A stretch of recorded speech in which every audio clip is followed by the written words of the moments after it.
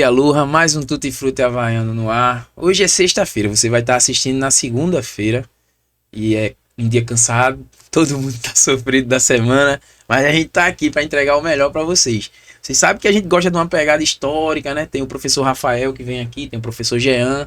Hoje também a gente tá por aí, hoje a gente vai conhecer um pouquinho, né? Em teoria, porque tem que ir lá para poder conhecer, mas ele vai deixar aqui registrado tanto como achar ele, como agendar, para poder conhecer Recife e Olinda com um olhar refinado, vamos dizer assim, né? Você passa muitas vezes ali na agitação e não percebe tanta história naqueles lugares. Vendo que a gente tá se esforçando, por favor, não esquece de se inscrever, dá uma força a gente aí. A gente tá lutando, a gente queria bater 1000 até dezembro. Queria não, a gente quer e a gente vai bater 1000 inscritos até dezembro. Vamos lá, pelo menos, pô, se no YouTube, no Instagram a gente já tem 1200, então o que é que custa esse pessoal passar, migrar? Eu falei para o Máscara, boa noite, Máscara, que eu ia ser igual o vendedor da Rinodê. Todo celular que eu... Boa noite, meu irmão. Todo celular que eu pegar de amigo meu, bota no YouTube aí, se inscreve. Vai ser pior do que vendedor da Rinodê. E aí a gente cresce rápido, mano. Eu vou fazer, bicho, onde eu chegar. E quando eu começar a estar tocando nos pagodes e dizer, pessoal, quem tá aí curtindo o pagode, pega um celular, por favor, se inscreve no YouTube. Aí você vai ver, a gente bateu 1000. Braulio, meu irmão, muito obrigado pela tua presença. Eu tava falando em off, né? Porque eu fui olhar aqui, desde maio, dia 22 de maio, que eu tenho falado com o Braulio, tenho dito, meu irmão, vamos marcar um dia. Eu sei que é corrido, entendo, sempre entendi, mas eu tô muito feliz, viu, de ter você aqui hoje. É um prazer ajudar. Chegou a hora, né? Se não fosse hoje, talvez não fosse nunca mais. Mentira. Aí, quando você falou, depois de tantas tentativas, né, a gente marcar, eu disse, não, acho que dessa vez vai. Vamos aproveitar que é sexta, sei lá, fim de semana, e vamos marcar. Mentira, vai cortar, né? É segunda que o negócio vai sair no ar na segunda. Não, isso é besteira, isso aqui é podcast. Eu acho que o grande diferencial da gente é isso, a gente tá gravando e não é escondido, não é nada artificial. É que às vezes é meio robótico. Assim, quando eu vou pra rádio. Tem rádio, né? Que a rádio ainda faz muito disso, né? Faz muito. A rádio tem ao vivo, mas quando é gravado, a gente tem sempre... Olha, você vai fingir que hoje é terça-feira de carnaval. Tá gravando 2 semanas antes do carnaval. Não, hoje é sexta, dia 31 de outubro. Hoje é Halloween, né? Inclusive. E o episódio sai na segunda-feira, dia 3. Meu irmão, o que é... Só para conceituar quem tá assistindo e eu também, agora eu vou saber. O que é um turismólogo?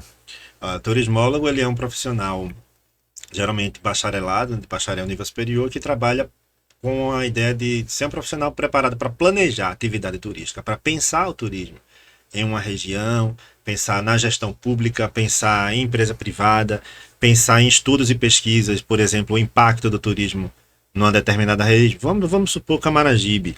Você vai pensar em desenvolver o turismo em Camaragibe. Então, o papel do turismólogo é pensar dentro do levantamento do potencial turístico daquela cidade, o que é que pode ser trabalhado, o que é que vai ser trabalhado, estudo de impacto, o que é que vai impactar na economia, se vai gerar emprego, se vai gerar renda, se existe uma área que precisa de controle de tráfego ou de pessoas, e de você fazer um estudo também de capacidade de carga, de pensar em atividades de desenvolvimento estratégico, de pensar em políticas públicas, de pensar em promoção e marketing.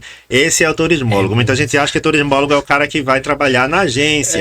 Esse o da agência é um profissional com todo o respeito técnico, mas que não precisa fazer uma graduação. Quem trabalha no hotel não precisa. Aí você tem os profissionais de hotelaria que tem graduação também, mas o turismólogo é esse cara que ele pensa, planeja, desenvolve e promove o turismo. Eu duvido que você sabia disso aí. 90% não sabia, nem finge que sabe. E tá diretamente ligado à história? Porque tu também é historiador, né? Ou é melhor que esteja? Não é bom que esteja, mas não é exatamente diretamente. Embora quando você faz turismo, você vê alguma coisa de história. E na história você não vê exatamente do turismo. Mas dá para ligar as duas coisas. No universo do turismo você tem... muitos segmentos. Você aí vai ter, por exemplo, aqui em Pernambuco se trabalha muito turismo de sol e praia, turismo cultural, turismo de eventos, que é o mais forte no Recife, turismo de aventura, turismo de ecologia, turismo de compras, de saúde, e por aí vai. Turismo de saúde? Turismo de saúde. Turismo de saúde geralmente é quando uma pessoa viaja para um outro lugar em busca de serviço de saúde, para se tratar. Então, pessoas norte-americanas, elas sabem que aqui cirurgia plástica é mais barata e de boa qualidade. Então, geralmente vem gente dos Estados Unidos fazer plástica no Brasil. Vem gente do continente africano, de Cabo Verde, por exemplo, Angola, fazer tratamento de saúde no Recife. Ou como vem gente de outros estados do Nordeste se tratar nos hospitais do Recife, da Ilha do Leite, que são referências. E aí, quando essa pessoa vem fazer um tratamento, uma cirurgia, uma consulta, ela acaba passeando. E aí esse perfil de viajante é entendido como turista de saúde. Caramba, velho. É. E de onde tu é? Eu sou do Recife, eu nasci no Recife, vivi no Recife, na Bomba do Emetério, Zona Norte. Pô, ali é muito bom, É, bicho. a bomba bomba. O que é da bomba é bom, tem um slogan lá, a bomba é bom. A bomba. E aí eu vivi na bomba até minha adolescência, 14, 15 anos, depois fui pra Olinda, e tô em Olinda até hoje. Mas tu é cria da bomba. Eu sou cria da bomba. Pô, a bomba é muito bom, bicho. É um lugar que de 2 horas da manhã o povo tá na rua. É, a tudo bomba aberto. não dorme. Não, eu passei um tempo andando por ali, tocando e sempre tava por lá. E a bomba ela tem uma vida cultural muito forte, né? Porque tem a cena do brega é muito forte na bomba, Pagode. o samba e pagode, e as agremiações tradicionais, né? Tem reizado, tem maracatu, tem caboclinho, tem caboclinho de 1897, que é a tribo Canidé. O Maracatu Elefante ele transitou por vários bairros, mas passou uma temporada na bomba. É o Maracatu de 1800, tem 225 anos e que está vivo, ativo ainda. Né? Você tem boi, Bomba Meu Boi, na bomba tem vários. Tem escola de samba, Gigante do Samba, 1942, se eu não me engano. Tem muita coisa. É tanta agremiação carnavalesca na bomba. Acho que se o povo da bomba um dia se arretasse e dissesse assim, vamos fazer uma greve e a gente não vai sair no carnaval. Não tinha carnaval no Recife. Ia ter show no Marco Zero. Mas a agremiação desfilando não ia ter. Por que chama, tu sabe por que chama lá de bomba do Emetério? Seu Emetério era um homem? Era um senhor que tinha... Uma bomba eu ouvi uma de história. água. É isso mesmo, né? Eu escutei essa história. Imagine que no passado a bomba era uma área muito rural. Até eu quando criança, cresci lá. Os quintais eram muito grandes, tinha uma cara de sítio. O quintal que era da minha avó existe ainda hoje. Aí se encheu de casa. Mas ainda tem muita árvore. Mas eram quintais muito grandes, com muita árvore, que plantava fruta, plantava verdura, se criava bicho, galinha, pato, todo mundo. E tinha essa característica rural com a rua principal. E isso anos 80, mas imagine que mais para trás, lá no começo do século XX, o final do 19, era mais rural ainda, era interior do Recife, e nem todo mundo tinha abastecimento d'água. Você já existia um abastecimento d'água para o centro da cidade, com os chafarizes, com as fontes, com o encanamento da Companhia do Beberibe, que depois virou Compesa. Sim. Nas grandes casas, né, nas casas nobres já tinha abastecimento direto, mas a população mais pobre não tinha. E aí, o que essas pessoas faziam? Quem tinha cacimba, um quintal, cavava um poço em casa, tinha cacimba, e de forma rudimentar você ia botando aquele caneco amarrado na corda. Uhum. E quem não, às vezes não tinha cacimba, tinha que pegar água na cacimba de alguém. E esse camarada Emetério tinha uma bomba hidráulica, aí a bomba puxava água fácil, e aí as pessoas iam pegar água com menos esforço lá na bomba. Uma bomba de seu Emetério, que virou referência do lugar e virou o nome do bairro. É muito massa, né? Essas coisas. O Berg aqui, um amigo meu, ele contou essa história.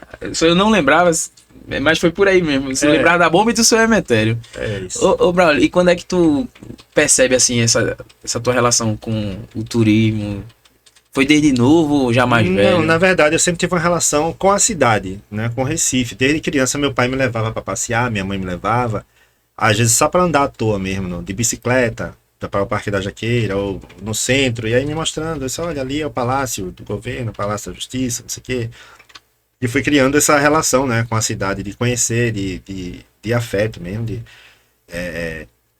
intimidade com o Recife. E aí nisso, de crescendo, vivendo a cidade, eu saía em algum momento sozinho para ver, para descobrir coisa nova. Vinha uma porta aberta, entrava, que é isso, uma igreja, vou entrar para ver. Despertando a curiosidade, e até que eu fiz história, porque era uma coisa que eu gostava, sempre gostei. E da história eu fui pro turismo. Quando eu fui fazer turismo, imediatamente após história, era um curso que estava muito na moda na época. Teve uma época. Turismo, todo mundo queria fazer turismo, porque lá em 2000, 2002, por ali, turismo era uma promessa de futuro muito grande. Chegou assim como, olha, como um dia foi administração, e direito, enfim... Aí dizia, turismo é a profissão do futuro, vai dar muito dinheiro, quem fizer turismo vai se dar muito bem.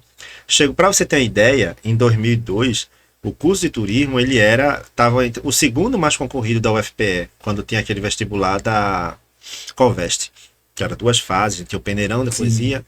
E era 17 candidatos para uma vaga, só ficava atrás de medicina. Era gente demais para fazer turismo. E aí foi nesse meio, nessa crista da onda, eu vou fazer turismo, velho, vai que... Só que eu fiz turismo e não veio esse... Mas eu fui muito feliz, né, profissionalmente.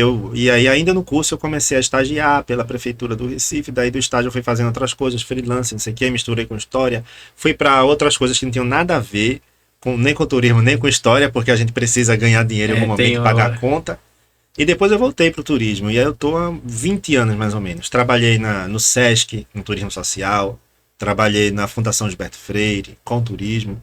E aí é uma instituição, né, que é muito conhecida também por trabalhar sociologia e história. Trabalhei na Impetu, que é o órgão estadual de turismo, e depois fui para a Prefeitura do Recife também. E aí, longos anos na Prefeitura com vários trabalhos desenvolvidos lá. E depois da pandemia, eu comecei a fazer coisas para mim também, né? Que são os passeios temáticos, que eu passei a vender passeios temáticos com a ideia de que quem vai para o meu passeio não vai só para passear, nem ver à toa as coisas, ele vai para se aprofundar no tema. E eu ofereço isso. Eu ofereço no meu passeio um aprofundamento. Você vai para descobrir coisa, para matar a curiosidade, para desmentir mentiras e para conhecer melhor o lugar que você vive. E aí eu tenho os passeios Olinda, Recife, faço privativo também, em particular. Por exemplo, se eu quiser juntar um pessoal e te contratar para fazer especificamente no lugar. Faço se você juntar um pessoal, faço se você for sozinho, faço se for só você Sim. e a sua mãe, você e sua esposa, casal, filho. Faço tudo. Pagando bem, né? Eu faço privativo, às vezes eu pego a pessoa em casa e deixo em casa, no carro, pego no hotel e deixo no hotel, eu marco no lugar, porque eu gosto de fazer a pé. A pé eu acho que você vive melhor e descobre melhor a cidade do que dentro de um carro. Existe essa parada de que o lugar fala com você. Claro, Existe isso, né? sim. O lugar, tudo fala, né? O lugar. Mas tu tem essa noção hoje, né? Eu entendo isso. Por exemplo, eu viajo sempre pro sertão e passo ali na 232. E uma vez eu fui de bicicleta até o Rei da Coxinha, subir a serra. É totalmente diferente de você passar de carro, de caminhão. Claro, porque é outro ritmo. E você olha os detalhes, olha, você tem tempo também pra estar apreciando tudo e começa realmente a olhar um casarão e tentar entender, caramba, como é que será que era antigamente aí, quantas histórias tem. Isso é meio que o lugar falar com você, querer chamar sua atenção. Se você olha para uma casa construída, você vai ver os elementos, né, os materiais de construção. E eles falam, que material de construção é esse? Por que é que tem essa pedra? Por que é que tem essa ostra encaixada aqui, né? Essa conchinha? Por que é que se usa cal e não outro tipo de tinta? Por que é que essa telha tá ali? E aí você vai vendo, né, o formato de janela, a distribuição espacial, e de repente você vem para a rua, aí é uma pedra que está no chão, é uma planta que nasce, e essas plantas, elas às vezes vão dar sinais, né? Se a casa está abandonada, se a rua está mal cuidada, ou que se é uma espécie de planta local, se é comestível, se não é, porque às vezes é e a gente não sabe. E aí você vai vendo uma obra de arte, é um espelhinho que alguém botou na porta, que já traz uma parte da imaterialidade, das crenças, né? Ou da superstição de que espelho afasta mal olhado. E aí tem gente que bota na porta para rebater. E aí as coisas e os lugares vão falando pra gente sobre costumes, sobre uso, sobre materiais, sobre crenças. Tem um ferrinho que ficava na porta das casas, né? Pra rapar o pé, que chamava. Isso é uma coisa meio contraditória. O ferrinho pode ter sido usado para limpar o pé em algum momento ou para amarrar cavalo. Mas a expressão pé rapado não vem desse ferro, não. Para você ter uma ideia, na Guerra dos Mascates, que aconteceu aqui entre Recife e Olinda, em 1710, os recifenses eram chamados de pé rapado pelos olindenses. Pelos portugueses, na verdade. Né? Os portugueses chamavam os pernambucanos de pé rapado, porque o povo aqui andava muito descalço. Mesmo os nobres que se acostumaram a ficar descalço com os escravizados, com os indígenas, e aí de novo, de pequeno, ia andando descalço, e às vezes estava descalço mesmo, subia no cavalo. E o cara às vezes era rico, era fidalgo, família nobre, mas estava descalço, tinha esse costume. E aí pelo fato dele nem ser europeu, português, os portugueses chamavam de pé rapado, porque o cara estava descalço ali, eles viviam limpando os pés com faca. Todo mundo tinha faca na cintura, como hoje de vez em quando em alguns lugares tem também. Aí essas facas de cintura o povo usava para raspar o pé. E aí essa expressão aparece em documentos de 1710, né, nessa referência que os portugueses se utilizavam para os pernambucanos. O José de Alencar, no livro Guerra dos Mascates, ele menciona essa expressão. E aí, se você considerar esse momento em que aparece a expressão pé rapado para se referir a essas pessoas descalças que raspavam os pés com a faca, e que era para denotar que era uma pessoa sem civilização, uma pessoa rude ou rústica demais, não faz sentido dizer que era o ferro na frente da casa que deu origem à expressão. Nesse olhar, não. É, Eu já vi algum no Instagram mesmo, um professor de história falando e dando essa explicação do que era. porque normalmente essas explicações assim, para tentar explicar ou justificar uma etimologia, elas vêm muito de mentirinhas, de fantasias, e essas fantasias são criadas em cidades turísticas. Que Repare isso que engaja, né, com o público. eu sempre digo, a mentira ela seduz, mentira é engraçado, ela, né, ela hipnotiza, você vai ali, pô, que massa essa história. É mentira, mas ela é sedutora, ela Ela. encanta. A verdade é sem graça, quase sempre. Já viu aquela pintura da verdade e da mentira no poço? Que a mentira chama a verdade. É uma pintura que retrata essa história. Assim, Depois a verdade foge nua pelo mundo atrás da mentira vestida com a roupa da verdade, né? E todo mundo aponta pra verdade. Ali a verdade nua e crua e quer abraçar a mentira. entendesse? A verdade é sem graça. É. Se você vai. E cidade turística é isso, é cheio de mentira, cheio de fantasia. Aí você pegar Olinda, Ouro Preto, Minas Gerais, Paraty, no Rio de Janeiro, Salvador, são grandes fábricas de mentira. Que Tem são, algumas que tu pode dizer assim. claro, são mentiras que são criadas para seduzir o turista, para fazer o turista rir, para encantar, deixar a narrativa Sim. bacana. Só que elas ficam sendo repetidas pelos condutores que fazem os passeios, pelos guias, pelo turista que escuta e vai lá e repete, e bota no Google Fotos, e bota no TripAdvisor, e bota não sei aonde. Isso vai se repetindo, se repetindo, se repetindo, e depois fica dá maior trabalho para desfazer. Né? E aí você pega essa do pé rapado, já é uma coisa que você já fica assim com a pulga atrás do olho. Será mesmo que vem daí desse ferrinho? Por que é que existia aquilo lá? Sim. Né? Mas a mais famosa é de Eira, Beira e Tribeira.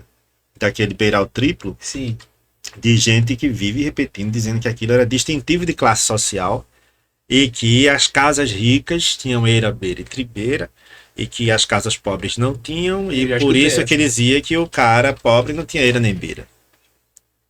É um absurdo, mas ela cria um certo senso de lógica.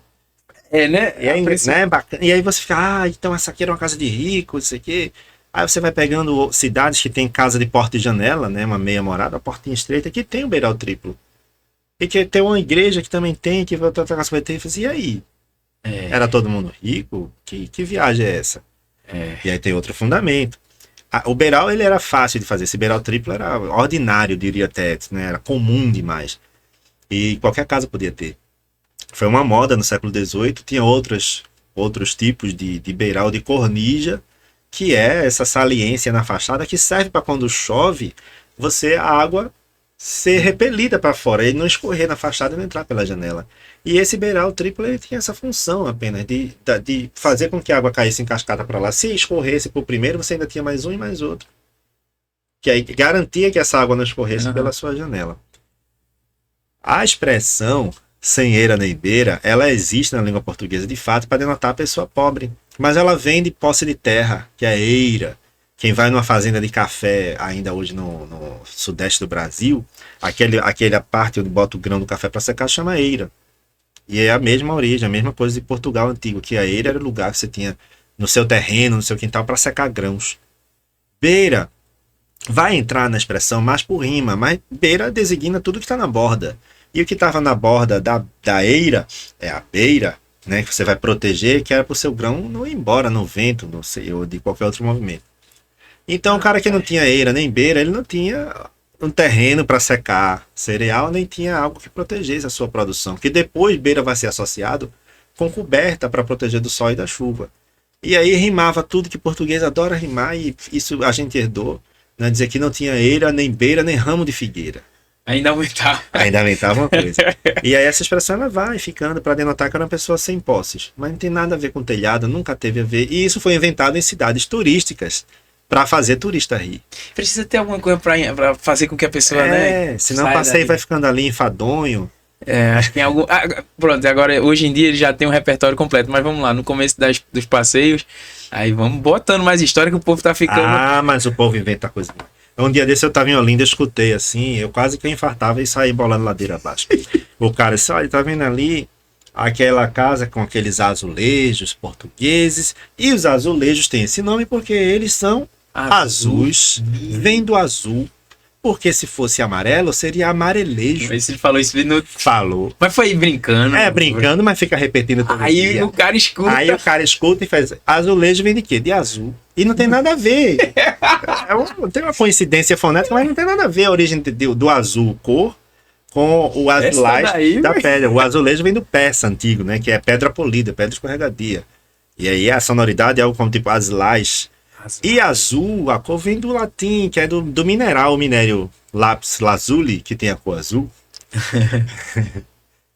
E em algum momento vai se usar a cor azul para fazer azulejo, né? Tirado do cobalto, que é cinza quando ele tá ali antes da queima e depois fica azul. Mas essa é outra história e outra época que ele vai entrar em cena, porque a gente nem usava cobalto. Tu sabe, eu acredito que tu sabe dessa história da manga, que o manga com leite é só uma, só que eu tenho. É verdade que o escravo não come muito, não. Isso tem um fundo, muita lenda, na verdade. Essa história. Né? Porque manga você tem muita abundância e não tinha essa coisa de economizar manga para. Não tem essa história que era para não comer o. Escravizado, inclusive, vocês plantava muita mandioca. Você plantava um terço, uma parte de mandioca para sustento dos escravizados. Então não é dessa farinha, mandioca, entre outras coisas que você plantava para comer. Manga você tinha nos pomares. Você tinha de muita. A manga ela vai ser trazida pelos portugueses, inclusive. Que ela não é nativa do Brasil. É uma planta da Ásia, da Índia. E aqui ela vai se dar muito bem, porque eles aclimatavam, trouxeram muitas frutas para cá. Que tem gente que jura que é do Brasil, né? Jambo. Abacaxi. Abacaxi é americana, é do continente americano. Mas jambo não é. A azeitona roxa que a gente gosta, que é aquela jamelão, é muito bom. Não é brasileira. A jaca não é do Brasil. Graviola não é. Carambola não é. Rapaz. Nem a cerola é. Me diz uma coisa. nessa busca não, vamos lá, época da busca do conhecimento das cidades, né? Qual foi a primeira, por morar foi em Olinda que tu começou a tentar entender melhor a parte, Recife, não a história Olinda. Porque tu estudou na faculdade, mas eu tô falando de estar nesses lugares onde tu leva o público. Recife, que eu já vivia no Recife, frequentava, e Olinda eu via pela televisão. Quando eu era pequeno eu assistia o Carnaval de Olinda, assim, eu era doido pra ir lá, assim, meu Deus, eu um dia vou lá nesse carnaval. Eu queria tanto ir ali ver aquela multidão na frente da prefeitura. Que passava, né? Eu era pequeno e tinha um carnaval muito, muito ativo e pujante na Bomba do Emetério. E que o quintal da minha avó recebia boi, caboclinho. E estava ali naquele mundo, ia ver a Banadores do Arruda lá na frente. E o resto do carnaval do mundo eu via na televisão. Eu via o carnaval de Olinda que passava, né, nas TVs locais. As Virgens do Bairro Novo de Olinda, um domingo antes. Transmitia o Galo. E nem brincava sábado do carnaval direito, né? Dizia que era sábado de Zé Pereira, não era dia ainda de brincar carnaval. A gente não podia brincar de mela-mela, de molhar, que a minha avó não deixava. Minha tia, hoje não pode, carnaval só a partir de domingo. Aí sábado fazia o quê? Ia ver o Galo na televisão. E eu sonhava. Aí quando eu tive 13 anos de idade, eu me lembro, meu pai me levou pro Galo pela primeira vez. E ele me levou e foi me mostrando assim os lugares legais de chegar, de sair, de ficar, de ver tudo. E desde então nunca mais deixei de ir. Pro Galo? Pro Galo da madrugada. Aí já comecei essa história de amor com o Galo. E depois, acho que eu tinha uns 14 anos. E aí a minha avó me deu uma câmera fotográfica, bem simplesinha da época, aquela de filme, né? Que a gente comprava um filme de 12, 24, 36 poses, pra revelar depois nas o povo mais não sabe o que é isso. Né? Não sabe. Aí eu disse, vou fazer o que é com essa câmera? Eu vou pra Olinda, velho. Aí peguei um ônibus, fui sozinho. Da Bomba do Emetério para Olinda, cheguei lá. Eu nunca tinha ido lá, mas eu sabia andar lá, porque eu já tinha visto muito imagem, eu mapa, né? E eu estudava o mapa, assim, eu sabia que se eu subisse tal rua ia estar em tal igreja, se eu subisse para lá ia estar. E assim eu fui. E aí eu fui andando, descobrindo, tirando foto. Depois eu revelei as fotos, fiquei ali encantado, meu Deus, e fui para Olinda. Caramba. E aí esperar pedindo a Deus que desse certo, não tivesse queimado. Tinha isso também. Algumas queimadas, ficavam escuras, né? E sem saber tirar foto direito. E aí foi minha paixão, amor à primeira vista, né? Por Olinda. Já na segunda vista, porque tu já tinha visto muito na televisão. É verdade. Foi amor à segunda vista. Teve uma hora que tu falou de quando era criança, tu não podia ver uma porta aberta assim, né? Que já ia entrando. E eu vi um vídeo no Instagram teu, tu entrando aqui na Várzea, um casarão que foi o primeiro hospital odontológico. Vixe, tu entra assim, eu fiquei assistindo e vendo. Ele tava aberto. Meu irmão, tem alguém aí usando droga, alguma coisa. Tinha, eu pior que tinha. Caramba, gente. Tinha. Eu entrei, tinha um cara A lá. curiosidade, não a curiosidade, aquela vontade de mostrar e de ver como. Aí tinha um amigo meu que tava atrás, ele disse, pô, tem um cara ali, ó, não sei o que, um noiado assim, não, pô, Tá tranquilo. tá lá, ele tá longe, vamos aqui, eu tô com medo que caia na minha cabeça aqui. Ele, tu vai entrar, eu disse, eu vou, eu olhei pra cima assim, só tá ali, Tem alguma relação com. pisando em ovos, né, pra É, não trepidar nada. É uma história, tá no Instagram, né? Bota o Instagram dele aí, máscara na tela aqui, e aí na. Tem alguma relação, que foi uma das primeiras coisas que eu fiquei pensando. A primeira foi que eu particularmente não ia entrar, não, velho. Eu ia ficar cheio de dedo, com medo de. Não. A segunda é porque tem aqui, né, em Camaragibe, tem a FOP. Como ali foi o primeiro, tem alguma relação? Eu fiquei pensando nisso. Não, a FOP, ela era acho que da Universidade de Pernambuco, estadual. É, É um prédio modernista, meio redondo. É numa vista tão linda ali. Ela tá abandonada, não sei se tem plano de. É uma doidice, ela tá lá em Santo Amaro. Parece que aqui vai ser um hotel, não sei. Não tenho certeza não, posso estar errado. Mas eu fiquei impressionado que tu foi entrando e mostrando. Não, eu entro, ó, tá lá. Ali, na verdade, já é muito usado como banheiro público, né? Né? Porque o que acontece? Tem um monte de barraca ali, que de quinta a domingo, eu acho, eles fecham a rua no Tem uma final feirinha, da tarde. né? O povo bota as mesas e cadeira no meio da rua, você fica ali bebendo, comendo, mas não tem banheiro. Aí você acha que o povo vai aonde no banheiro? Casarão lá. Casarão. E era os casarão de veraneio, né? Aquele tipo de chalé, ele era muito tipo de casa de veraneio. Que as pessoas, elas faziam casa de férias veraneio muito perto do rio Capibaribe, que se tomava banho no rio. Fez total sentido. Quando tu foi explicando, Aí se você pegar, tem um monte de chalé daquele perto do rio. Ali no final da Caxangá, tem um bairro, né? Um bairrinho chamado Caxangá.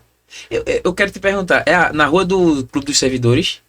Que tem a igrejinha de São Francisco de Paula. Que tem, e tem um monte de casinha ali. De chalé. Tu acredita que eu sou afim de entrar naquela rua e ainda não entrei? Pois entre. É muito bonitinho, as casas parece que você nem tá em Recife. Tem um monte de chalé que era chalé de veraneio.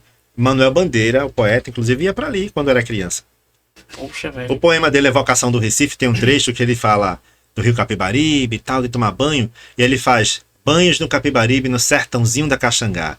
Foi ali que eu vi uma moça nua, nuinha tomando banho. Ela sorriu, olhou para mim e eu tive meu primeiro alumbramento. Porque normalmente as pessoas tomavam banho nas palhocinhas para ficar com privacidade, né? E ele foi lá e essa menina tava em trajes de Eva. Em trajes de Eva. Tomando banho, e ele ficou ali encantado vendo aquilo e botou no poema. Mas era o lugar que ele frequentava nas férias, porque se tomava muito banho de rio. O rio era um lugar que se usava para transporte, para mudança. Tinha gente que fazia serenata para passar pelos fundos das casas para paquerar as meninas. E se usava para tomar banho, que era uma coisa meio que, vou fazer tratamento de saúde, depois, não, vou tomar banho no verão mesmo, para a festa da Nossa Senhora da Saúde do Posto da Panela e passar uns dias lá, em Casa Amarela, em Apipucos, no Posto da Panela, em Casa Forte. Só que aí depois, o centro ele cresce muito, fica sujo, barulhento, inseguro.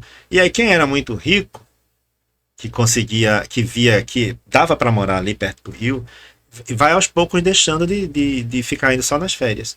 Porque aí vai aparecendo, além das barcaças, você tinha uma diligência que vai surgir, que era uma carruagem, uma espécie de ônibus, que era o ônibus de Thomas Sale, o inglês, depois de Cláudio Dubé. E aí a família Dubé está até hoje no ramo dos transportes públicos, desde 1800 e pouco. Esse ônibus começa a facilitar esse transporte para ir para mais longe, e aí os caras falam, já dá para ir. Aí quando chega lá em 1860 e pouco, vem o trem urbano a Machambomba. Isso vai facilitar muito, porque agora, que era a maior dificuldade para eu ir lá para o Posto da Panela, por exemplo, para levar um móvel, para montar uma casa, agora tem o trem, e eu consigo ir a hora que eu quiser e volto muito rápido. Então eu não preciso mais morar no centro do Recife. Então quem tinha muito dinheiro começa a ir para esses lugares e não mais para ter casa de veraneio, começa a fazer casa fixa. Aí repare que se você pegar toda a margem do rio Capibaribe, saindo daqui da Várzea, tá, até o Derby, é uma sequência de mansões antigas e casarões de luxo dessa gente endinheirada que quis morar perto do rio, queria estar perto do rio, porque aí não precisava, era férias o ano inteiro, era clima agradável, eram quintais grandes, que sai aquela ideia dos sobrados conjugadas do centro, e vem agora a ideia de voltar ao bucolismo, de ter a casa solta no lote, de ter um palacete visto, né, da rua e de frente para a rua, mas com um quintal muito grande que também tinha pomar, galinheiro, chiqueiro, banheiro, até viveiro de peixe se tinha às vezes no quintal. Braulio, tu falando e eu pensando como a história parece que ela é cíclica, ela vai e volta e aquilo que já passou vem de novo, porque hoje é aldeia. E hoje a praia, você tem né? aldeia, a praia, Gravatar, né, que é mais Porque em algum afastado. momento, a Gravatar ainda é muito de É mais a temporada, né, fim de temporada. semana e tal. Mas o mar, ele virou desejo, né, de moradia fixa e de moradia nobre. Quanto é um apartamento em Boa Viagem Ixi. hoje? Né? E aí o que acontece? Em algum momento essas pessoas elas vão dar as costas para o rio. Esse rio que era límpido, que se bebia água, que se tomava banho, que se passava as férias, que tratava a saúde, ele vai começar em algum momento ali com o crescimento das usinas de açúcar que começam a jogar o vinhoto, o resto de produção, poluição, e aí vem um excesso de esgoto, né, de casas sem tratamento de esgoto, que esses esgotos muitas vezes vão para os córregos e riachos ou para os rios. E, junte a isso, uma prática medicinal que começa também no século XIX, de banho de mar. Porque o mar não era lugar de lazer, ninguém ia para a praia. Ninguém, absolutamente ninguém. Não era um lugar tipo. Não, a praia o navio chegava e saía, mas a praia em si era lugar de botar, jogar bicho morto, jogar fezes, urina, que se juntava em casa em tonéis. Você, antes do advento do banheiro, dos cambrones, você tinha uns barris em casa, você tinha um pinico, né? Ali o povo fazia as necessidades e juntava, enchia esse barril tampado. E tinha alguns escravizados especializados em carregar esses barris para jogar no mangue ou na praia, que eram os tigres. Eles eram chamados tigres porque manchado, porque vazava o ácido da fezes, e aí ele no sol ficava todo listrado, manchado. E a praia era lugar de jogar. Os pretos novos, e imagine, os pretos novos eram os escravizados que chegavam e que não eram batizados ainda, que não eram convertidos ao catolicismo, ao cristianismo. E esses pretos novos, quando morriam como pagãos, eles eram enterrados na praia. Agora, não sei se vocês viram, chega uma notícia, né, que num estacionamento em Salvador, na Santa Casa de Misericórdia, foi encontrado um cemitério de pretos novos que estima-se que tenha 100 mil corpos. E alguém disse, mas como pode 100 mil pretos novos, 100 mil escravizados enterrados ali? É impossível. É possível. É um cemitério que existiu durante 150 anos. E aí, se você pegar 2 corpos por dia, você dá mais de 100 mil durante esse recorte de tempo.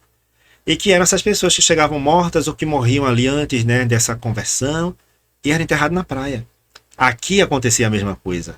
Você tinha o principal mercado de escravos do Recife era a Rua do Bom Jesus.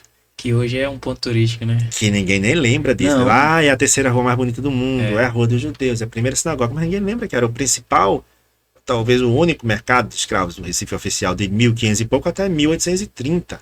E que tem quadro do século XVII pintado mostrando essa cena, tem documentos, tem gravura de Mary Graham mostrando ainda em 1820 e pouco esse mesmo mercado no mesmo lugar, na Rua do Bom Jesus, a Rua da Cruz, Rua dos Judeus, Rua do Comércio.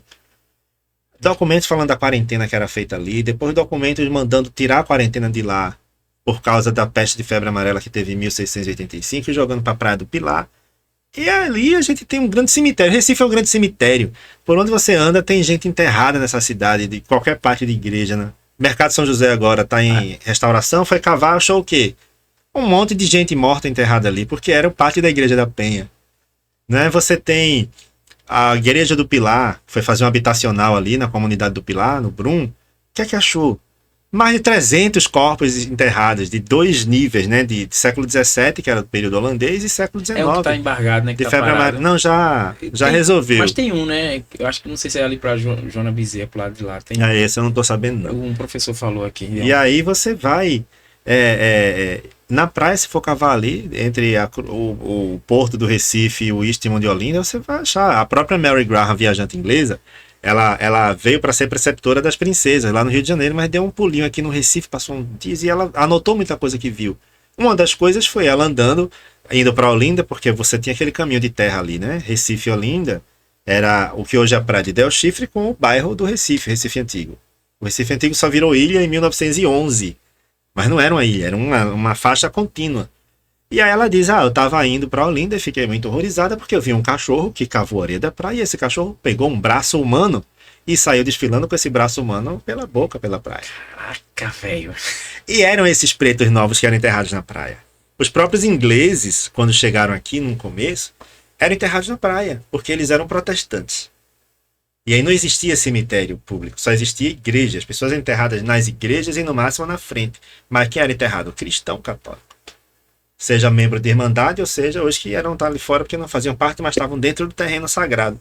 Aí quando os ingleses começam a chegar, quem é você? Eu sou anglicano, então você não pode ser enterrado aqui. Aí vai enterrar na praia, junto dos pretos novos. Aí o embaixador da Inglaterra no Brasil vai reclamar com o imperador. Não, isso é absurdo, isso é uma indignidade. Né? Os meus compatriotas, os membros, os súditos do rei, da rainha, estarem enterrados na praia junto com os pretos. Tomem providência. Aí o que é que vão fazer as cidades? Vão criar os cemitérios dos ingleses, que já criou no Rio, criou em Salvador e criou no Recife, para atender essa comunidade protestante anglicana e ter o seu sepultamento digno. É muito doido. Mas é muito bom. Tipo, vai matando algumas curiosidades, porque o Máscara uma vez tinha falado disso do cemitério dos ingleses, que é difícil, até você não consegue visitar, é meio complicado, né? Hoje em dia até consegue, eles têm um perfil no Instagram, se você procurar aí, é Capela Anglicana ou Capela do Cemitério. Você acha, Cemitério dos Ingleses do Recife, acha. Eles têm missa anglicana lá agora, aberta. Mas não era mais difícil, né? Era difícil. Uma vez eu cheguei ali e fiquei batendo palma, você acredita, com os amigos meus. A gente não sabia se tinha um zelador, parecia que tinha. A gente viu tipo um chinelo, será que tem? A gente ficou batendo palma, mas não veio ninguém. E depois a gente ficou rindo, porque eu acho que quem passava, o que é que vocês dois estão aplaudindo o cemitério? Poxa, Bruno, nessas histórias que teu passeio, por exemplo, teu passeio vai mostrar pontos que, naturalmente, no dia a dia, a maioria das pessoas, até quem mora lá, não vê, não observa, nem se liga. Tem muita coisa assim do resquício do período holandês, no sentido de local de fuga, túnel, alguma coisa. Porque eu escutei, o professor Assis falou que tem um boato que em São Lourenço, na igreja de São Lourenço, tem um túnel que saía no parque. E aí eu fiquei pensando, imagine em Olinda, que foi mais... Na verdade, tudo boato. É tudo boato, né? Tudo boato, não tem túnel nenhum.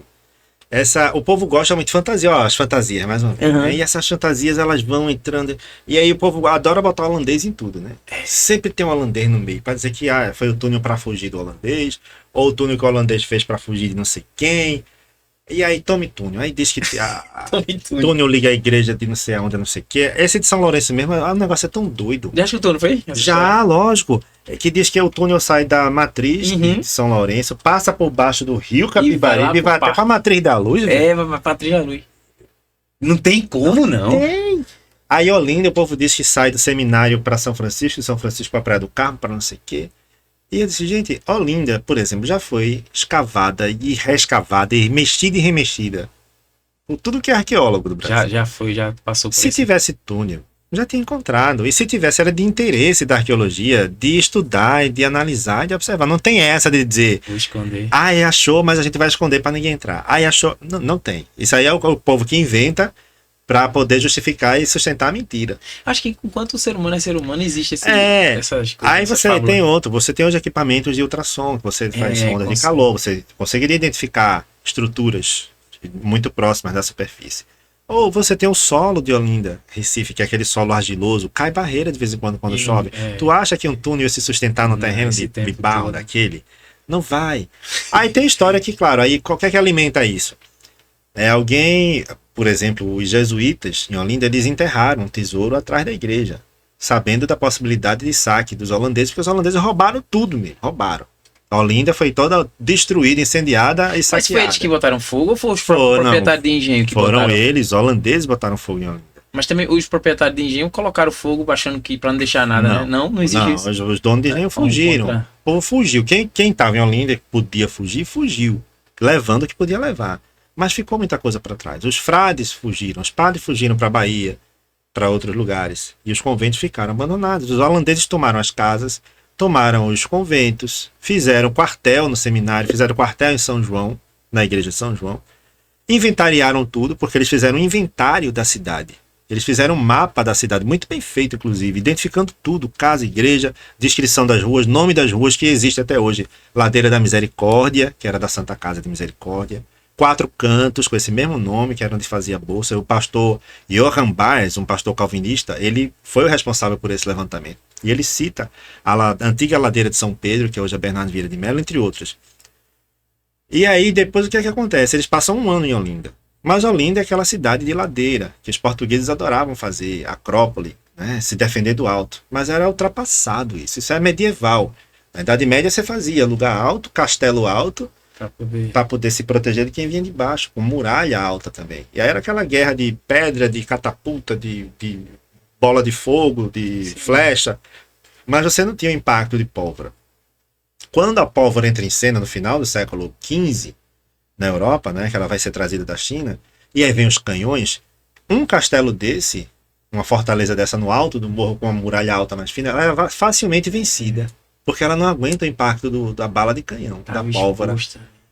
E aí, o que é que vai vir agora? Novos métodos de defesa e de armas. E essa forma de cidade, ela vai ficando para trás. Só que Portugal, ele vai mantendo isso aqui. Ele tinha uma coisa muito medieval ainda, agarrada, né, nele. E aí vai fazer em Acrópole, porque tudo bem, chega aqui, o que é que tem? Mato e os indígenas, que são facilmente, não tão facilmente, houve resistência, mas os portugueses eram superiores em armamento, então, cara, então mata tudo, que é o que eles fazem, ó, desce ali, mata o que tem de matar, ameaça o que tem de matar, e depois a gente chega e se estabelece. E aí quem quiser, a gente vai tentar se aliar, e foi o que fizeram, vai alia com um, alia com o outro, casa com um, casa com o outro, e consegue, né, fazer alianças com algumas comunidades indígenas. E aí, os holandeses chegam nessa cidade e dizem, oxe, eu vou fazer o que aqui? Essa cidade cheia de ladeira. Eu tomei fácil. Eles não conseguiram entrar pelo porto do Recife. Eles tentaram entrar pelo porto, foram repelidos pelas baterias militares, porque o Recife já estava de orelha em pé. Primeiro que foi saqueado em 1595 por um corsário inglês, que tomou a cidade, a vila do Recife, passou um mês, levou tudo que podia levar. Foi o maior saque do reino de Elizabeth I. Fez muita fortuna para a rainha, inclusive. E aí o Recife, ele começa a se fortificar ali, depois disso aí, tá, ó, vamos ver aí, botar uns fortezinhos. E os holandeses tinham invadido Salvador 6 anos antes de Pernambuco. Eles passaram um ano quase lá, em 1624. Então aqui começa a ficar de orelha em pé. Quando eles tentam entrar pela barra do porto, eles são repelidos. E o que é que eles fazem? Eles, sai, se afasta, vai lá para o norte, desembarca em Pau Amarelo, na praia de Pau Amarelo, e vem por terra.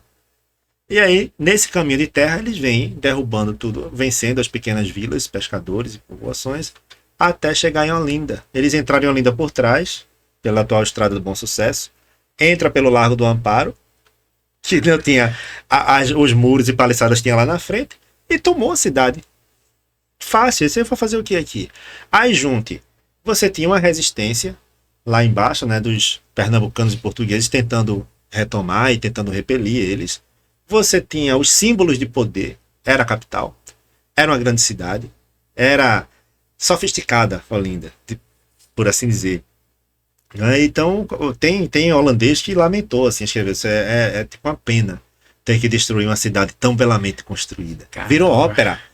Tem ópera na Bélgica, na Holanda, né, falando desse incêndio. Foi uma notícia muito, muito difundida, né? De como é que os caras tiveram coragem, rapaz, de destruir um negócio desse.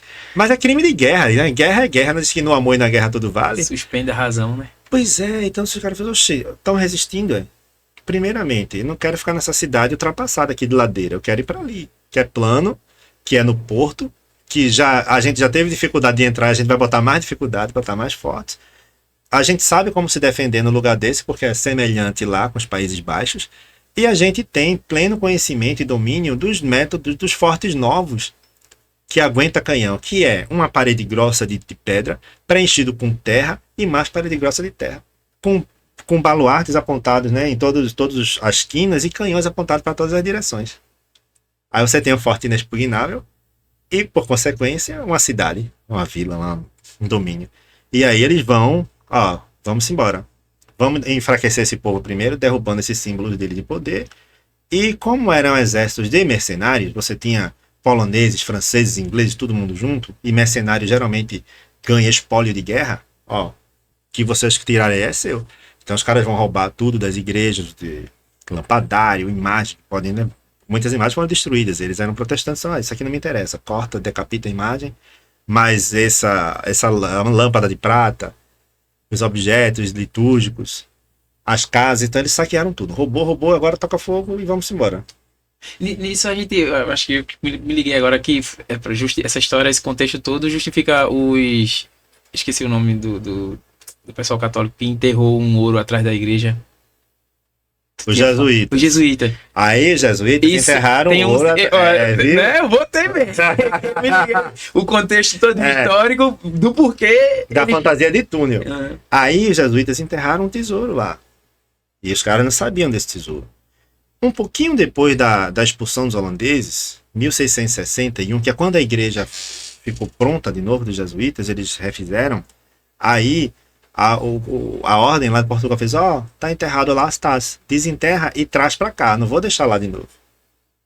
E aí os caras desenterraram, botaram, condicionaram no navio e mandou de volta para Portugal. Só que aí, por azar dos jesuítas, esse navio foi interceptado por piratas turcos. E os turcos roubaram o tesouro dos jesuítas de Olinda.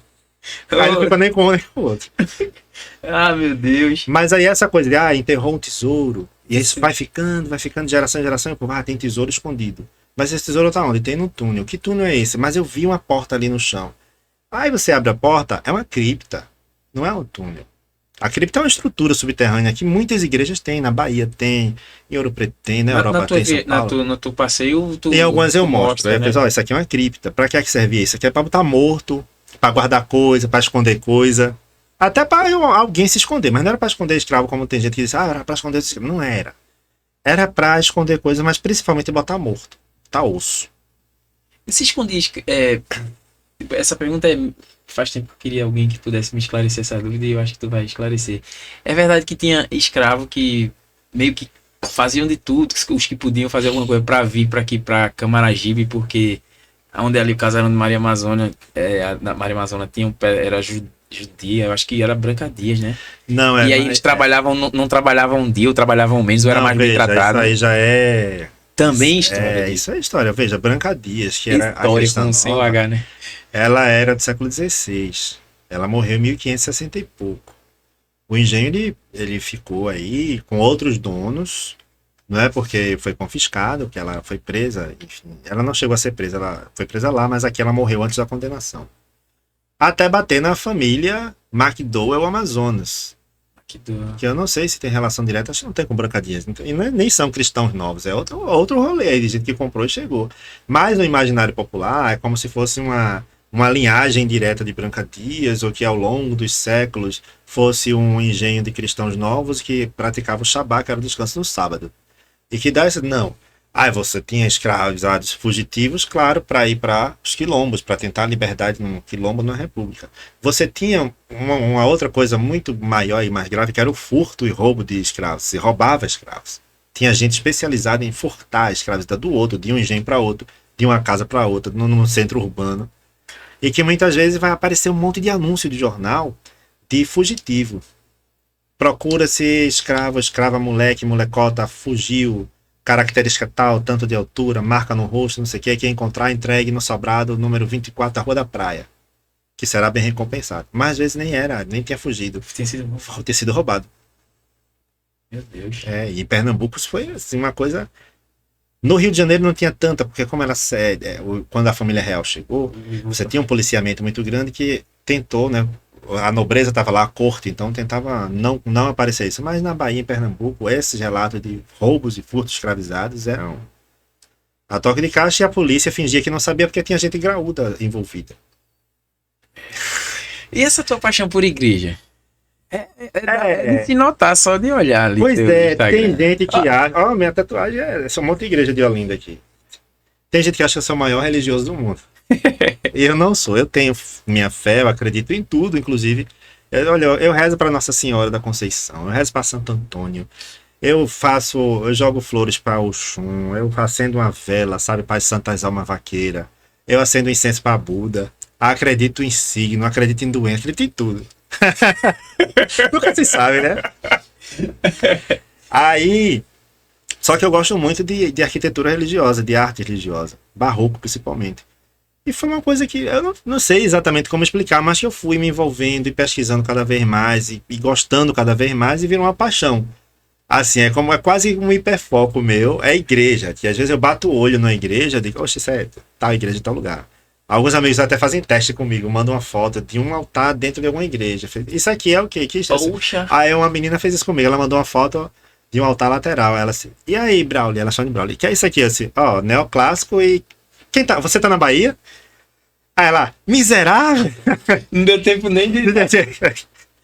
Que era a igreja do Bonfim, né? Do Salvador. Tem alguma diferença porque algumas igrejas têm duas torres e uma torre só? Tem, a diferença é a tradição construtiva. É. Quase sempre. Depois você tem falta de dinheiro porque é muito caro fazer uma torre. A torre é uma estrutura muito pesada que demanda, né, cálculo de engenharia, um material diferenciado, mais robusto e mais dinheiro empregado, porque se gastava muito para fazer uma igreja.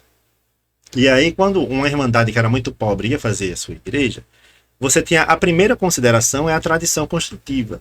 E essa tradição ela vem de Portugal, que costumava fazer a igreja de uma torre só sempre. Explicar tudo que a igreja medieval de Portugal só tem uma torre ou nenhuma. Como na Itália também, é sempre uma torre separada da igreja, que é o campanário, ou uma torrezinha lá atrás. Depois, século quase 17, que vai entrar em cena essa igreja de duas torres, que um italiano desenhou para os jesuítas, e o universo luso brasileiro começa a adotar meio que dividido. Em Pernambuco não pegou muito. E aí você tem franciscanos, que construíam as igrejas quase sempre com uma torre só, recuada. Os jesuítas aqui em Pernambuco, os de Olinda ficaram com uma torre e os do Recife duas. E essas igrejas que eram grandes referências visuais, e essas ordens, elas educavam as pessoas, civilizavam e formavam mão de obra, porque você tinha padres, engenheiros, padres, arquitetos. Quem aprendia a fazer, ia fazer o quê? Replicar o modelo. E aí, quando uma irmandade ia fazer a sua igreja, muitas vezes ela pegava aquela igreja que era referência e imitava no máximo possível. Então, tem várias igrejas daqui que são imitações das igrejas de referência. Você pega um convento franciscano de Santo Antônio do Recife, aí você vai pegar a Rosário dos Pretos, que é a segunda irmandade de pretos do Brasil. Aí ela se inspira na fachada do São Francisco. Aí Rosário dos Pretos da Boa Vista, que era outra irmandade de pretos, vai fazer a sua igreja, se inspira na Rosário dos Pretos de Santo Antônio. E assim se vai, era no engenho, era na propriedade particular. Se você pega em Olinda, a mesma coisa, São Francisco, convento. Rosário dos Pretos imita a fachada de São Francisco, Recolhimento da Conceição também. E essa tradição ela vai sendo replicada. Em algum momento, uma ou outra ordem ou irmandade disse, eu queria fazer uma igreja de duas torres. Aí tá lá o projeto, o cara fez uma. Quando eu tava para fazer a segunda, eu falei assim, está faltando dinheiro, e aí? Muito caro, pô, vou fazer essa segunda torre e vai faltar dinheiro para fazer o douramento e a pintura do altar. Então é melhor fazer decoração interna do que fazer porque basta uma torre.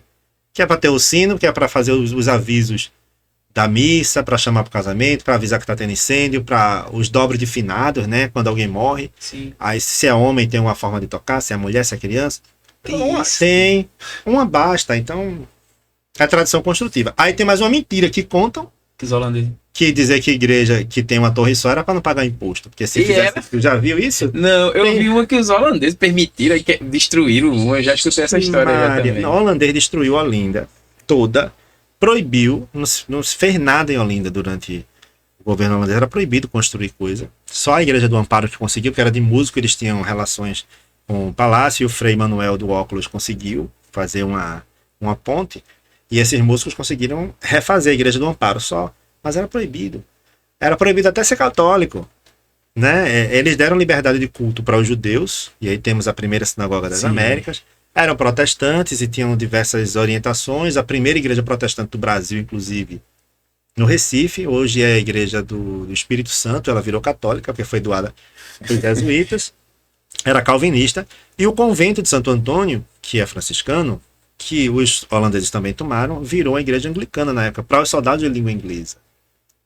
E eu não sei nem porque que eu tô falando disso agora. Professor, eu tenho... Que foi um assunto atropelando assim uma outra, falando muito... de torre, das torres, da mentira que o pessoal então, usa. holandês não destruiu torre de ninguém.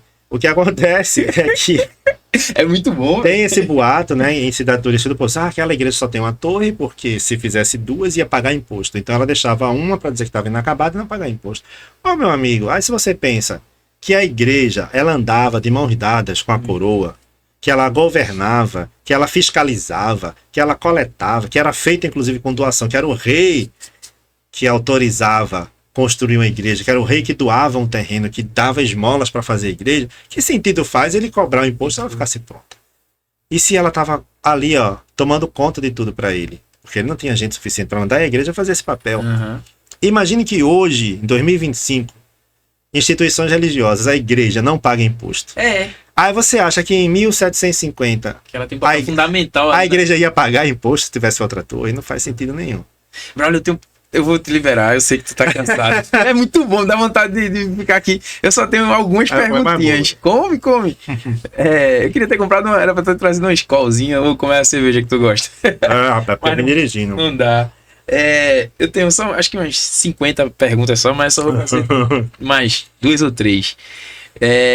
Uma que eu vi o vídeo, eu disse, não, vou deixar pra ele me explicar lá, da hierarquia da igreja, né? Que tu falou, tem da catedral, tem o cardeal. Como é que funciona aquele vídeo teu já? Não, você tem a paróquia, né? Muita gente confunde paróquia com igreja. Eu sou da paróquia tal. Beleza, você é da paróquia tal. Mas muita gente acha que paróquia é a edificação. Aquela igreja é a paróquia. Na paróquia, ela é uma espécie de bairro, sabe? É um bairro eclesiástico, como se fosse uma região administrativa da igreja. Aí uma paróquia, que é essa determinada área, ela vai ter diversas capelas e oratórios. Aí na hierarquia mais baixa está a capela oratório. Capela é sempre a igreja secundária que está ligada a uma paróquia, né? É a igreja que ela muitas vezes não tem um padre próprio, às vezes tem um capelão, e ele se divide entre uma e outra para rezar a missa, mas ele não é dali fixo. Ela não tem a documentação, ela não tem a pia batismal, e outras vezes ela está ligada a instituições privadas. Então, um colégio, ele tem uma capela. Independente do tamanho. Muita gente acha que capela necessariamente é pequenininha, capelinha. Mas aí quem conhece o Colégio Damas, ali na Rui Barbosa, aquela igreja imensa, é uma capela, Capela do Damas. A hoje Basílica do Sagrado Coração, quando era do Colégio Salesiano, era a capela do Salesiano. Que então, nessa hierarquia. Aí esse conjunto, né, de capelas, oratórios, dentro de uma região, que é uma paróquia, vai ter uma igreja principal, que é como se fosse uma subprefeitura dali, ou a prefeitura, que é a igreja matriz. Aí a matriz, ela vai ser a igreja que tem os documentos, os batistérios, os registros de casamento, de morte, é onde tem a pia batismal, é onde são feitas as cerimônias mais importantes daquela região. Um conjunto de paróquias, ou de regiões, forma uma diocese, que é essa grande região, com várias matrizes. E uma diocese vai ter a igreja principal, a mãe de todas, a prefeitura ou o palácio do governo, que é a catedral. A catedral é a igreja do bispo, e onde está a cátedra, que é a cadeira do bispo. É a cadeira onde ele profere a palavra. Por isso cátedra, igual na faculdade. A cátedra de filosofia. E aí é a cátedra do bispo, e por isso catedral. É a sede do bispo. E catedral, isso é a mesma coisa em tese, então é até meio pleonástico, né? Catedral da Sé. Caraca, é muito bom, bicho. E aí é isso. E aí depois disso só a Basílica lá do Vaticano. E Basílica não é hierárquico, é título de honra. Poxa, velho. Que o Vaticano dá para uma igreja por razões diversas. Tem 5 basílicas aqui em Pernambuco hoje. Nesses passeios teus na parte de Recife também tem muita coisa de curiosidade. Eu acho que a gente falou mais de Olinda. Tem, Recife tem muita curiosidade, muita coisa. Tu faz essa parte da época dos judeus e tal? Eu faço, eu tenho um passeio que eu gosto muito de fazer no Recife, que é o Recife Esquecido. E aí eu sempre começo dizendo que quem vai para esse passeio é doido, porque ele tá indo ver o que não existe mais. E é isso, eu vendo o que não existe. Então você vai para um passeio para ver o que não tá mais lá. Você não vai ver.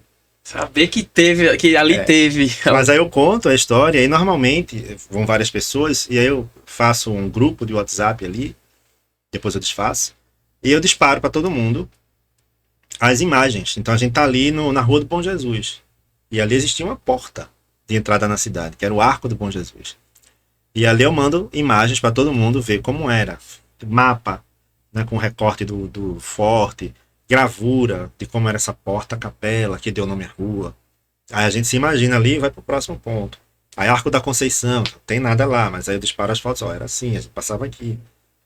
E assim vai com coisas que foram demolidas, Igreja dos Martírios, Mas isso quartel de infantaria. é bem interessante, porque mexe, né? Você tem que estar com a imaginação aguçada pra poder estar vivendo a experiência melhor. Você É uma ouve, tem doidice, a gente vai ali dia de domingo, todo mundo com o celular na mão no centro do Recife, caçando Pokémon. passando Pokémon, tempo com medo danado de vir alguém com facão, mas a polícia às vezes ajuda, a guarda municipal também. Poxa, ó, é só duas agora, eu prometo. Não, De 50 reduzido pra... Tem duas só. O nome é Olinda. Isso aí é polêmico, mas não é. Ele não é da frase célebre. Olinda, bicho. É muito bonito, inclusive eu digo, eu acho que todo mundo deve continuar falando, porque toda cidade tem um mito de fundação, né? Roma, por exemplo. É claro, Roma não foi fundada por dois pirraia que mamaram na loba, velho. Mas é a história, é o mito de fundação, né? Rômulo e Remo mamaram na loba, não sei o que, fundaram Roma. Limoeiro foi fundada porque a imagem de São Sebastião apareceu no Pé de Limão, e aí o cara tirou, botou na igreja, no outro dia apareceu lá de novo. A imagem não saiu sozinha, mas aí você tem esse mito de fundação que justifica por que a cidade... E aí Olinda é a mesma coisa. Linda situação para fazer uma vista, de fato, é fantástico aquilo. E vale a pena contar. É um mito de fundação, mas ela não se chama Olinda por causa disso.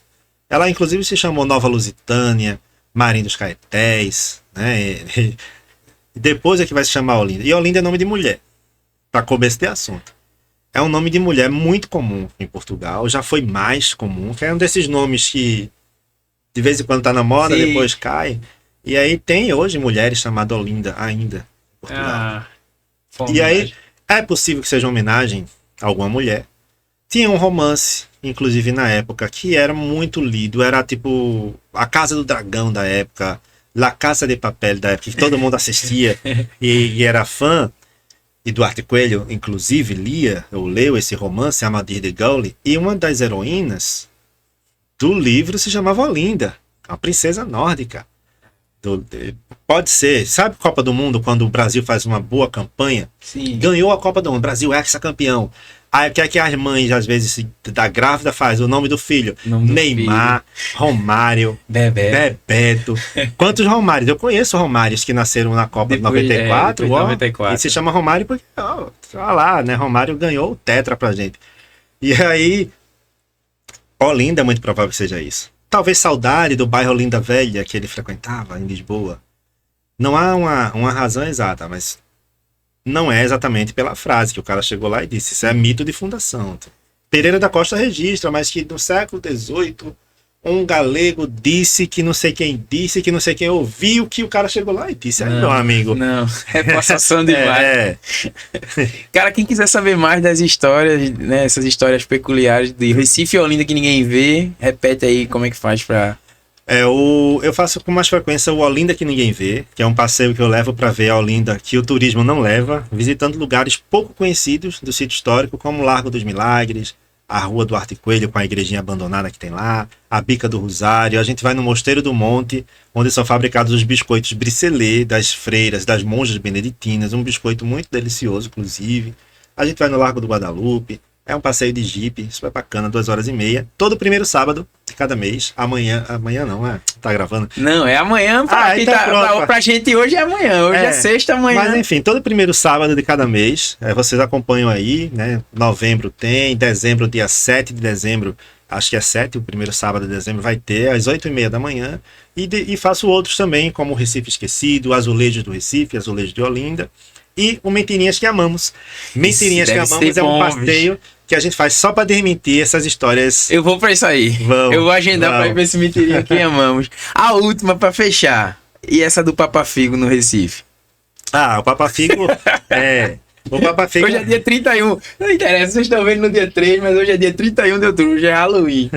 O Papa Figo, ele faz parte desse rol, né, de assombrações ou de personagens que entram ali dentro do universo de superstições, de crenças ou de pedagógicos mesmo, para assustar ou para educar. E o Papa Figo é uma dessas lendas pedagógicas, que ele surgiu com a ideia de amedrontar as crianças para dizer, olha menino, você não vai para longe de casa, porque tu vai ser sequestrado, tu vai entrar no mundo das drogas, né? Tu vai para o mundo do crime, tu vai porque não presta, tu vai morrer atropelado. Então, de que forma eu posso botar medo nessa criança para ela não ir? Vou dizer que o velho do saco vai sequestrar, que tem um cara doente que come o fígado e que vai comer o fígado dela e que ela vai morrer e não vai ter salvação. Então, fique perto de casa, né?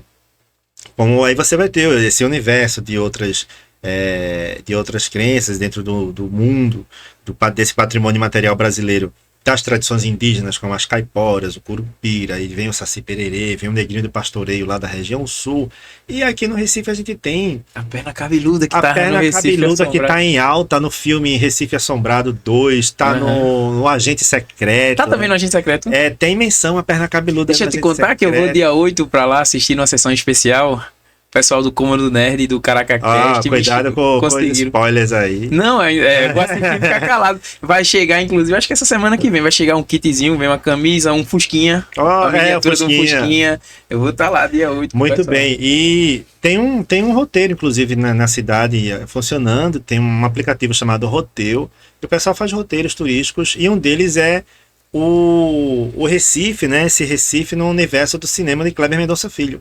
Então você vai visitando os pontos, você pode fazer por você mesmo lá no aplicativo ou no site, ele vai dando os lugares, você chega nos lugares, tem uma descrição do que é a história daquele, qual é a cena, qual é o filme que está entre Recife Frio, O Som ao Redor, Aquários, Retratos Fantasmas ou Agente Secreto. E aí lá no Parque 13 de Maio, nesse aplicativo, você tem uma realidade aumentada com a perna cabeluda, que você pode apontar o seu celular, e aí você vai ver a perna cabeluda no meio do parque, vindo na sua direção. É bem legal. Muito bom, velho. Muito bom. Valeu, meu irmão. Muito obrigado. Que é isso, estou à disposição. Ó, tem assunto aí. Então, pra mais. Meu Deus, a gente tem que marcar trocentos episódios para explorar o máximo desse teu conhecimento aí. Pode se despedir aí, irmão. Já. É isso aí, pessoal. Foi um prazer estar por aqui. Me sigam lá no Instagram, Braulio Mou. Tenho também o Olha o Recife e participem dos passeios. Sempre Olinda aos primeiros sábados de cada mês, Recife de vez em quando, mas também faço passeios privativos, exclusivos, personalizados. Se você quiser montar um passeio de acordo com o seu interesse, também faço. É só entrar em contato e contratar. É isso aí, tá vendo? Não desista dos seus objetivos. Eu tô desde maio, são 6 meses para ter esse momento. Então vale muito mais ainda que você dê seu like aí, se inscreva e ajuda a gente a conseguir arrastar essa turma boa para vir aqui para nosso programa. Valeu, mais um Tutti Frutti Havaiano, até a próxima. As opiniões e declarações feitas pelos entrevistados do Tutti Frutti Havaiano são de exclusiva responsabilidade deles e não refletem necessariamente a posição do apresentador, da produção ou do canal. O conteúdo aqui exibido tem caráter informativo e opinativo, não sendo vinculado a qualquer compromisso com a veracidade ou exatidão das falas dos participantes. Caso você se sinta ofendido ou tenha qualquer questionamento sobre as declarações feitas neste vídeo, por favor, entre em contato conosco para esclarecimentos. Estamos abertos a avaliar, e se necessário, editar o conteúdo para garantir a precisão e o respeito a todos.